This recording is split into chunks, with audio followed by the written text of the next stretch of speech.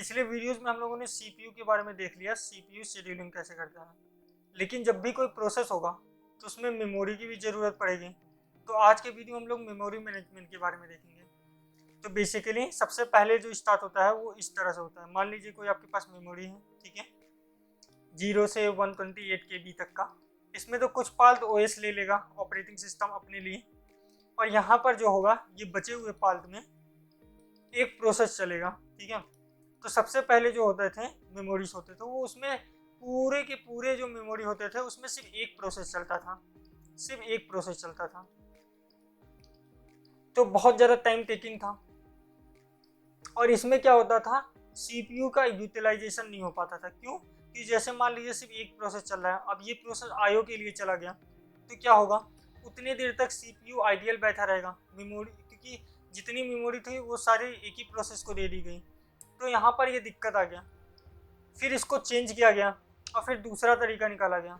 आपको सारे तरीके में बताऊंगा किसने तरीके से काम करता है। फिर दूसरा जो हुआ उसमें क्या हुआ, यहाँ तो ओएस आ गया, यहाँ पर जो हुआ आपको मैंने पढ़ाया था कॉन्टेक्स्ट स्विचिंग, जहाँ पर क्या होता था जब भी कोई प्रोसेस चल रहा है अगर उसको आईओ की जरूरत पड़ती है तो वहाँ पर प्रोसेस स्विच हो जाते थे।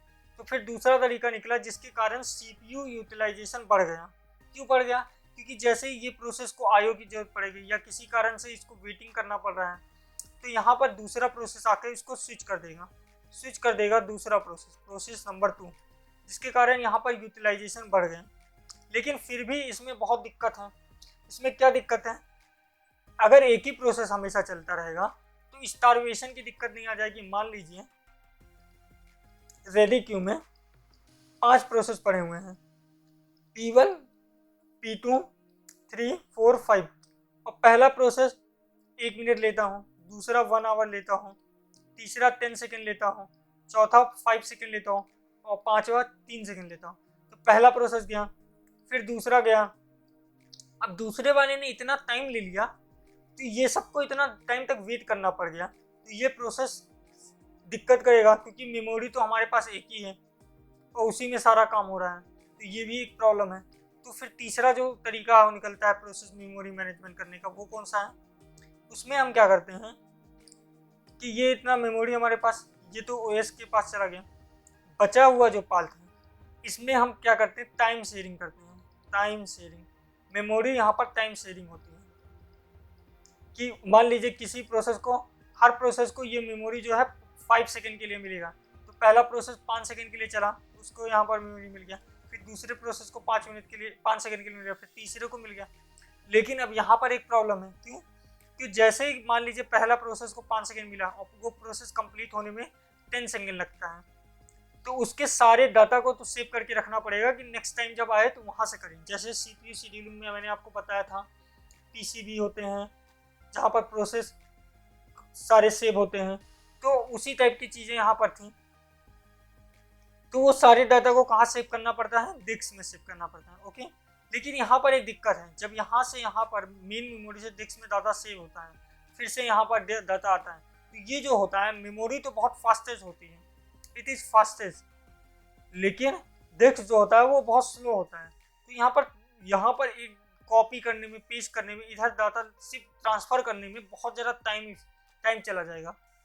तो फिर इसका क्या तरीका निकाला गया, इसका नया तरीका ये निकला गया जो अब यूज किया जाता है, वो है कि हम लोग जो ऑपरेटिंग सिस्टम है उसमें ही इसको ओएस दे देंगे और उसी में सारे डाटा को हम लोग ऐसे सेव करेंगे। एक प्रोसेस ए चल रहा है, फिर डाटा फ्री है, फिर बी चल रहा है, फिर फ्री है, फिर सी चल रहा है, फिर फ्री है। इस तरीके से डाटा होगा। पहले प्रोसेस ए चला 5 सेकेंड के लिए, ठीक है, सीपीयू में, फिर उसके डाटा को यहीं पर सेव कर लिया गया, फिर बी चला, उसके डाटा को यहीं सेव कर लिया गया, सी चला, उसी के डाटा को उसी मेमोरी में सेव कर लिया, और जैसे ही कोई प्रोसेस कंप्लीट हो जाएगा फिर उसको टर्मिनेट करके बाहर कर देंगे। तो सारा डाटा जो हो रहा है मेन मेमोरी में सेव हो रहा है। इसके कारण ये तो फास्ट होगा, बहुत फास्ट हो जाएगा। तो जितनी भी हमारी प्रॉब्लम थी कि एक साथ मल्टी प्रोग्रामिंग नहीं कर सकते, यहाँ पर कर सकते हैं, एक साथ कई प्रोसेस चल रहे हैं, फास्ट भी है, सीपीयू यूटिलाइजेशन भी ज़्यादा है, तो सारी प्रॉब्लम यहाँ पर सॉल्व हो गई। बस एक छोटी सी प्रॉब्लम यहाँ रह गई है।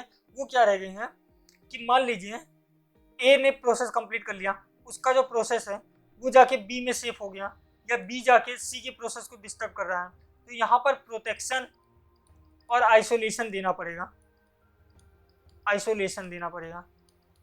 ठीक है, तो इसके लिए क्या किया गया, तरीका निकाला गया वर्चुअल मेमोरी का, जो सबसे इंपॉर्टेंट है और यही सब काम होते हैं।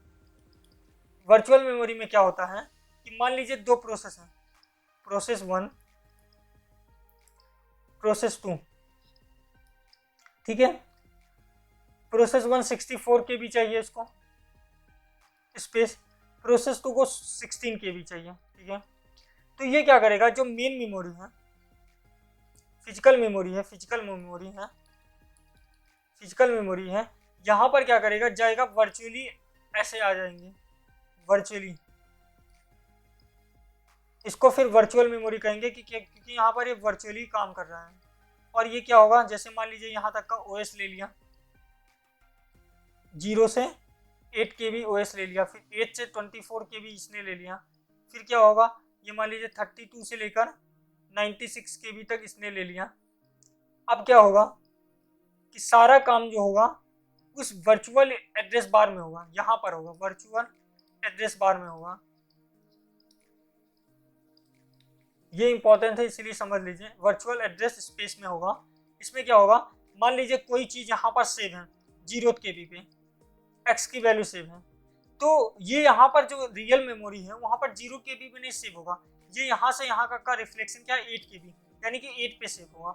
उसी तरीके के मान लीजिए यहाँ पर कोई डाटा 8 KB पे सेव है, तो ये कहाँ पर सेव होगा, 0 से 8 आगे है, तो 32 + 8 40 KB पे वो डाटा जाके सेव होगा।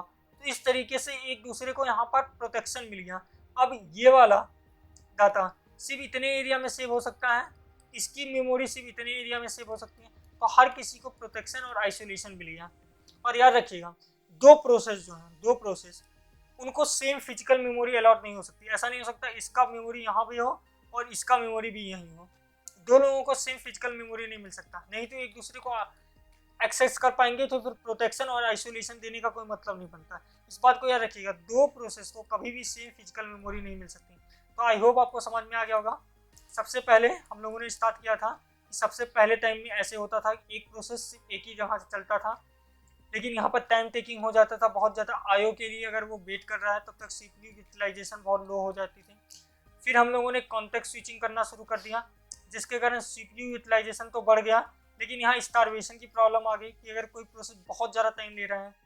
फिर हम लोगों ने टाइम शेयरिंग लगा दिया, लेकिन टाइम शेयरिंग में प्रॉब्लम ये गई कि उसके डेटा को सेव करना होता था तो डिस्क में आना पड़ता था, जो बहुत स्लो है। फिर हम लोगों ने मेन मेमोरी में सेव करना शुरू कर दिया उसी चीज़ को। यहाँ पर सब कुछ सही था, बस प्रोटेक्शन आइसोलेशन चाहिए था। तो फिर यहाँ पर हम लोगों ने वर्चुअल मेमोरी का कॉन्सेप्ट निकाला कि फिजिकल मेमोरी को हम लोगों ने वर्चुअल मेमोरी बना दिया, और फिर इससे इसको रिफ्लेक्शन कर दिया कि हम लोगों ने ये बता दिया कि अगर कोई चीज़ 0 पे है तो वो वर्चुअल मेमोरी के 32 पे होगी, या 64 पे है वो तो 96 पे होगा। इस तरीके से हम लोगों ने वर्चुअल मेमोरी क्रिएट कर दी। और ये जो मेमोरी होती थी इसको हम लोग कहते थे वर्चुअल एड्रेस स्पेस, और ये वर्चुअल मेमोरी होती थी जो कि फिजिकल मेमोरी पे होता है। तो आई होप आपको इससे पूरा कॉन्सेप्ट समझ में आ गया होगा कि हम लोगों ने किस किस तरीके से देखे, सारे प्रॉब्लम्स क्या होते थे और रियल में सोल्यूशन क्या है। हम नेक्स्ट वीडियो में आगे की चीज़ें देखेंगे मेमोरी मैनेजमेंट में। तब तक के लिए गुड बाय।